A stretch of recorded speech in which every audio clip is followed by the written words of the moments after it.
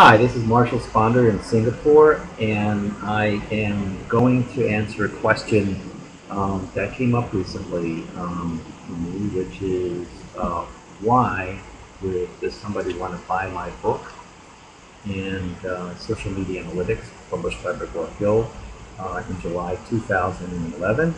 And I also want to answer, depending on who you are, what parts you'd want to read. One of the things that have been said to me in the 7 or 8 months that this book's been out is that they were trying to figure out who the audience was for this book. Like, it didn't seem to be clear. I mean, it has a lot of really good information, but it wasn't clear who it was actually written for. And that was because we didn't put that in the original proposal. So I wanted to remedy that by talking about who might want to buy the social media analytics.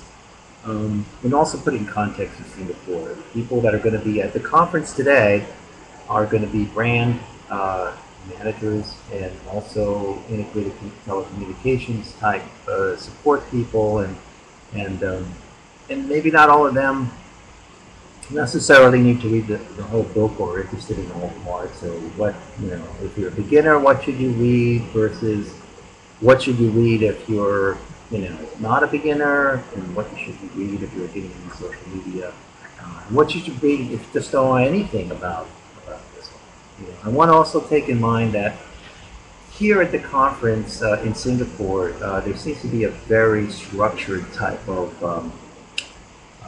footprints almost of the different types of developmental career paths that people have. Like if you're in infocom sales and marketing, and you are see if I can get this focused on here. If you are, an example, if you're on the top level here, you're, say a chief executive officer in infocom, and your title, and this is what you do. But if you are expert management, you will be either a sales director or a channel director, a business developer. There's probably a brand director. And if you're a specialist, you're below. Then you're a channel manager, a business development manager, a marketing manager, and so pre-sales consultant. If you're an entrant, you're a marketing executive, a sales executive. Funny, I thought executives were people that were on the top. In this diagram, they're on the bottom.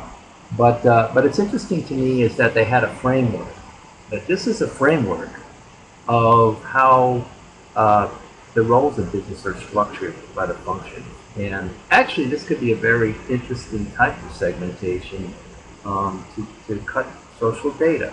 But if we just take that sort of sense of that and talk about the book, generally speaking, the book has 12 chapters. The original proposal for social media analytics was 28 chapters, but there was never really a clear sense that anyone in particular should read certain chapters versus other chapters.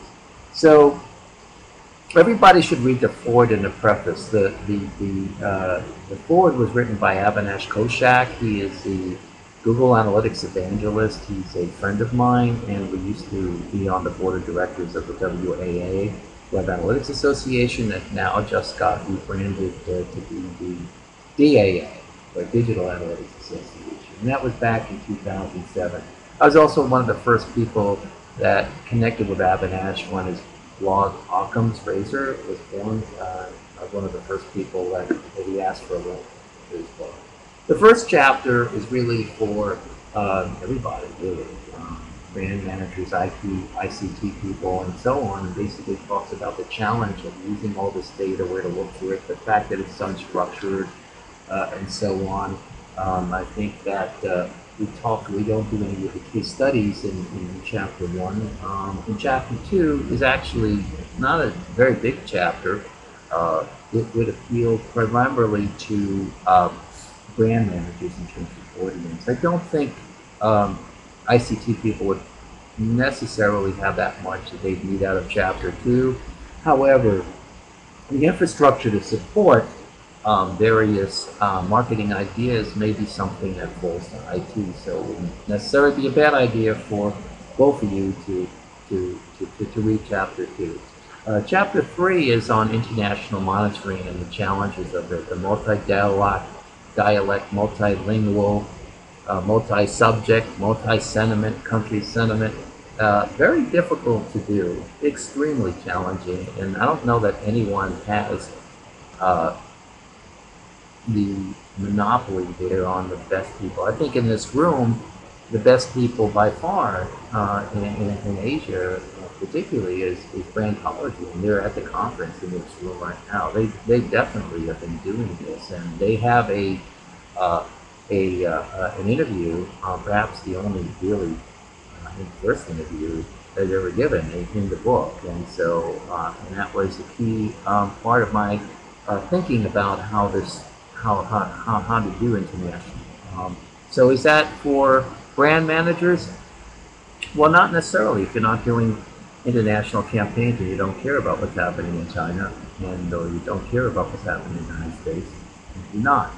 If you are a brand manager that's managing everything, you know, in all the languages, if you're Coca-Cola, you want to see what people are saying in China and Singapore, and, you know, and Japan and India, and you know, and Europe, you know, all the 21 countries in Europe, you know, and South America, and trying to figure out what is actually meaningful in each place and how people are using those things, and you'll probably want to reach out.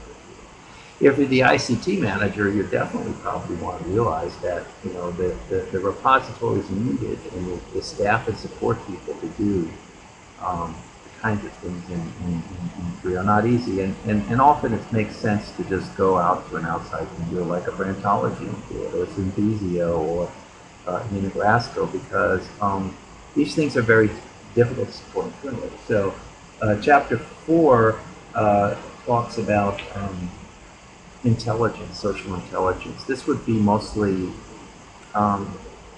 this could be interesting to either types of people, brand and, but basically it's just talking about signal versus noise. So I would tend to think the brand managers would probably be more interested in this than the ICT people.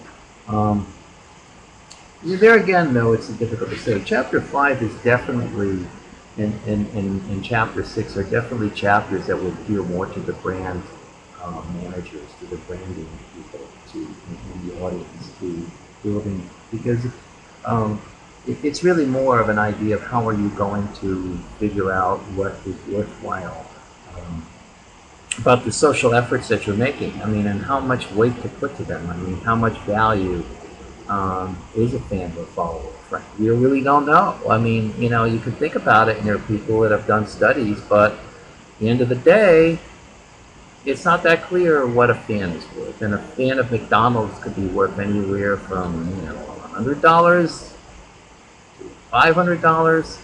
Depends on which fan we're talking about. It depends on what kind of activity they're doing. And so chapter 5 really talks about the differences between different types of people that try to answer that question and the different numbers they came up with, and gives you guidance on what numbers you might want to use, you know, in terms of what you'd want to put together. So it's definitely a branding issue. Probably wouldn't do much for IT. You know, chapter 6 is really more stems out of my own work with the PR Marcom side in the past, for better or worse, and being that you know, a lot of people in PR communications really care about, you know, I have a message and I need to get influence with that. Well, how do I do that? Well, you know what? There's a lot of platforms that address that, and I talk about the signals they can catch and the signals that they can't. In chapter 7 and 8, I talk about scorecarding, and that is probably more interesting. So chapters 5, 6, 7, and 8 are probably much more interesting from a Marcom perspective, and were largely inspired by the problems I saw in marketing communications and my own feeling about what could and couldn't be accomplished today, you know, based on just how companies are structured and what they think their core responsibilities and ability to profit. So I don't necessarily think that you know, it's always a good idea to do analytics everywhere. I mean, there are some companies that are better able to do it than others for various reasons, and I cover that. And chapter 9 really is more, again, a brand. So now we're going to the middle book is really more branding. The IT part, Again, we get into the last parts of the book. The 10, 11, and 12 chapters are really for both, in particular with the ICT type things. So there's real problems with what these platforms can collect. I mean, what's the limits of what social platforms can collect in particular? And so Giles Palmer, in a very long interview I conducted in Brighton, UK, the year before last, really answers what he's doing and tie that into the brandology and some of the other vendors that are in the book. You can kind of see a pattern emerge of what's possible, what are best practices, what's the best way to do it. In chapter 11 is a convergence of those things, again, an ICT type of book. And in chapter 12, which is interesting to both, to see where we're all going and make some predictions about the future of social media analytics and of analytics in general. Upshot of all of this is that if you are somebody that's trying to figure out what to do with all this stuff, when you've already gotten your hands wet,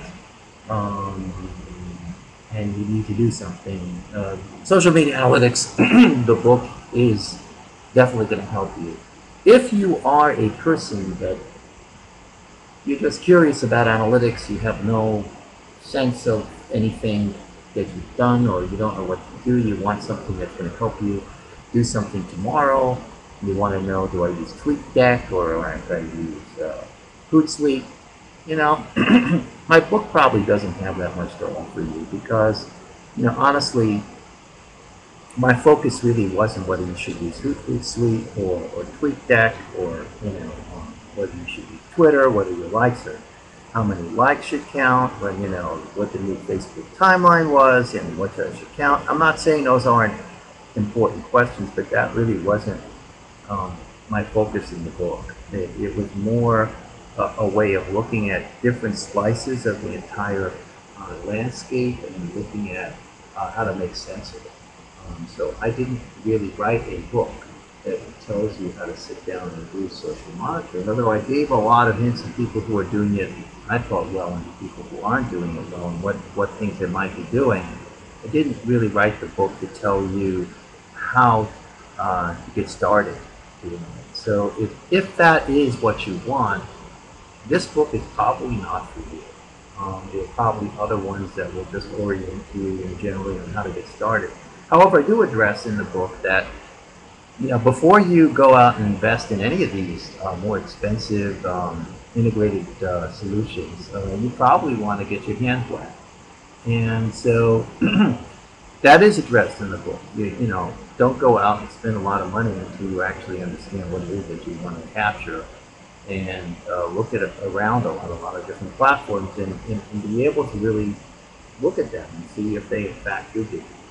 So I give some advice there. But I'm not really writing a book for the beginner. So the answer is, if you thought that you picked up my book and you thought that this was something that would tell you how to just do something from very scratch, and you were unhappy because you didn't get that from the book was never written for you. It was written for somebody who already did get their feet wet, or is thinking of getting their feet wet, and has already thought deeply on it, but is having problems seeing the forest for the trees. That's the person that would probably benefit. And their managers and their managers' managers, they would be the people who benefit from the book. So that's Marshall Sponder signing out from Singapore, talking about what sections of the book and who it's for. Take care. Cheers.